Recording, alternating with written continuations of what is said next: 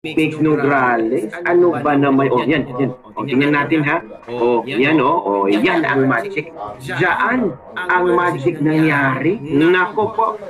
Ito pala yung sinasabi nilang ang gaganda, ang strategiya, ang magic, ang gayuma ni Mix Nograles. Nako. 500 pesos. Meron pang mga mga ginagawang mga maganda daw na serbisyo ni Mix Nograles. Pero hindi binasa ng tao ha. Doon nakatuon ang tao sa magic ni Mix Nograles sa maliit na brown envelope na may stapler. Binuksan niya ang brown envelope na may stapler at doon nakikita niya ang magic na 500 pesos. Nako po, nasa loob pala ang magic. Itinakip ang magic, ini-stapler. Nako, yan o pagmumukha ni Mix Nograles.